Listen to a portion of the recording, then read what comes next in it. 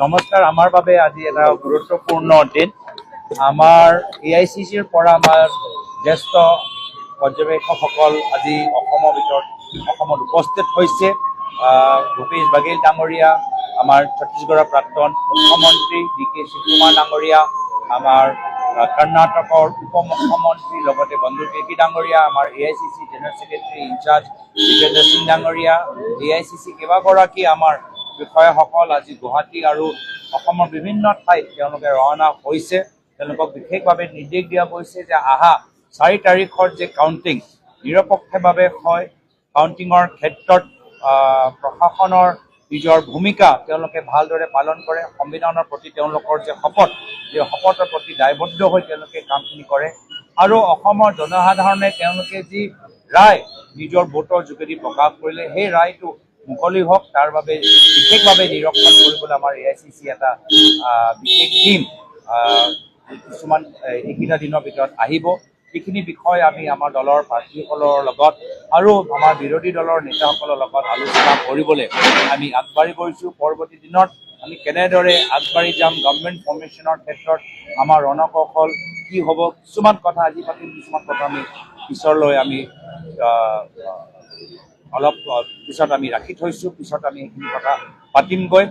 লগতে আজি ক'ব লাগে যে অসমৰ বাবে যথেষ্ট দুৰ্ভাগ্যজনক কথা যে হিমন্ত বিশ্ব শৰ্মা ডাঙৰীয়া অসমৰ মুখ্যমন্ত্ৰী হিচাপে আকৌ পুনৰবাৰ আমাৰ সুপ্ৰিম কোৰ্ট আদালতৰ ভিতৰত তেওঁলোকৰ প্ৰতি যথেষ্ট নেগেটিভ ৰিমাৰ্ক, ক্ৰিটিকেল ৰিমাৰ্ক যে সুপ্ৰিম কোৰ্টৰ ভিতৰত প্ৰকাশ হ'ল আমাৰ অসমৰ বাবে যথেষ্ট লজ্জাজনক কথা যে কিমানবাৰ প্ৰত্যেক ডেৰ মাহ ভিতৰত অসমৰ বাহিৰত বিভিন্ন বাতৰি কাকতত বা সুপ্ৰিম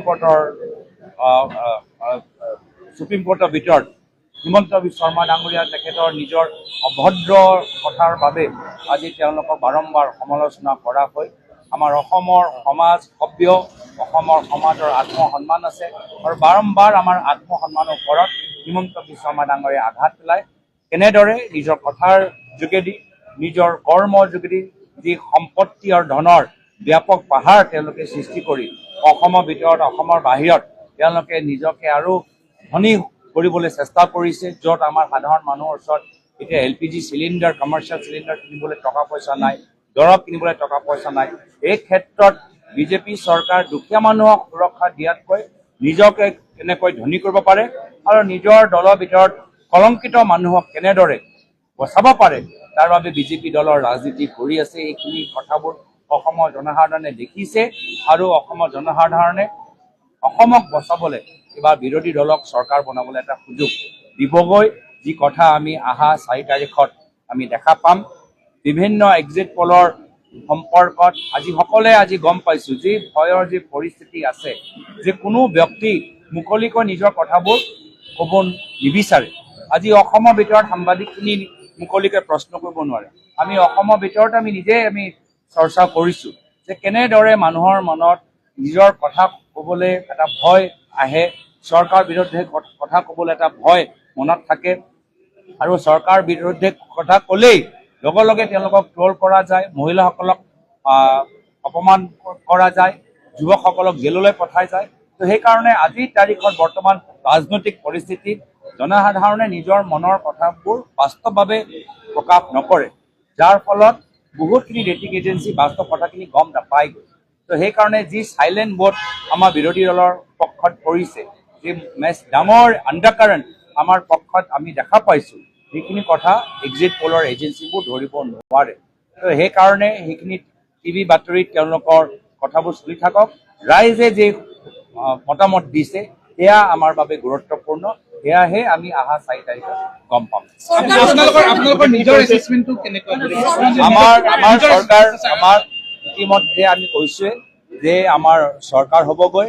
চৰকাৰ হৈ যোৱাৰ পিছত আমি কেনেদৰে যুটীয়া এটা সমিতি গঠন কৰি কেনেদৰে আমাৰ বিভিন্ন যে আমাৰ ইস্তিহাৰ আছিল, সেই ইস্তিহাৰৰ পৰা মূল বিষয়বোৰ লৈ কেনেদৰে 100 দিনৰ ভিতৰত 300 দিনৰ ভিতৰত আমি ৰূপায়ণ কৰিব পাৰোঁ, তাৰ ওপৰত আমি কামখিনি কৰিবলৈ আগবাঢ়ি যাম।